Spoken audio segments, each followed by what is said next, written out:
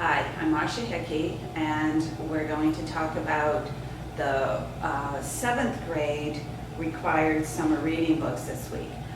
I chose 2 this week that most kids are going to be very unfamiliar about, and that's why I chose them, because some of the books on the list, like the Rick Riordan books and some of the graphic novels, kids are very familiar with them.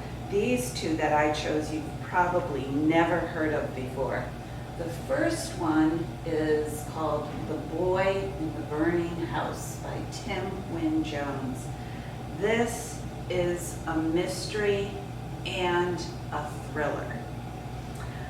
The mystery is what you think is going to be a murder mystery, and I don't want to give it away whether it is or it isn't. I want you to read the book to find out.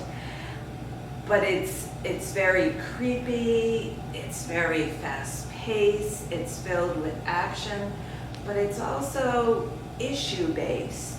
The boy and girl protagonist are teenagers. The girl is 16, and she appears to be mentally ill, a very rough, tough child. And the boy is 14, and he lost his father 2 years earlier, and his father has disappeared.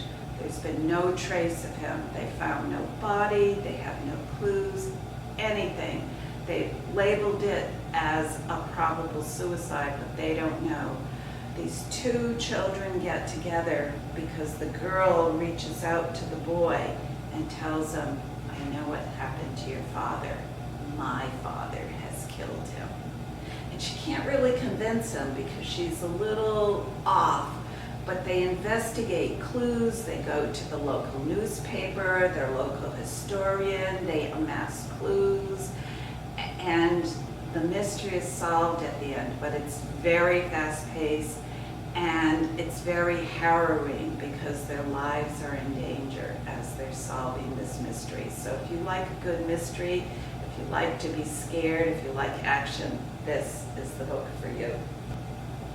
The second book I want to talk about is called PSB11 by Rita Williams Garcia, and it was a Coretta Scott King honor book that year.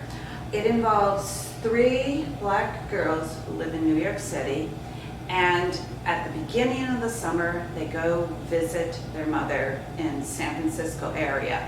And San Francisco in the mid-60s, there were a lot of riots going on. It was Black Power, Black Panthers.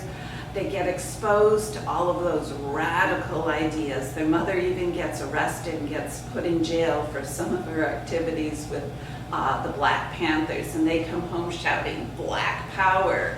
The 60s were a very turbulent time, much like today's with Black Lives Matter, but the 60s also involved the Vietnam War. And their uncle comes home from the Vietnam War, and he's very different.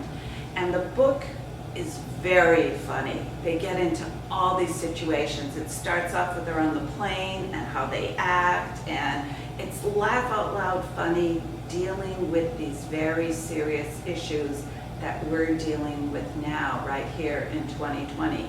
So if you're concerned about Black Lives Matter and about all of those issues, this is a book that in a very humorous way describes all of that, but what took place in the 1960s. So if you have a choice, a humorous historical fiction involving the 3 sisters, and the PSB11 is based upon the advice their mother gives them.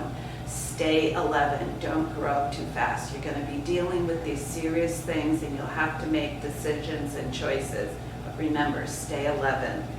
This book is about older teens dealing with a murder mystery, very fast-paced, very dangerous. So you have 2 great choices to choose for grade 7 books. Thank you for listening, and next time we'll do 2 8th grade books.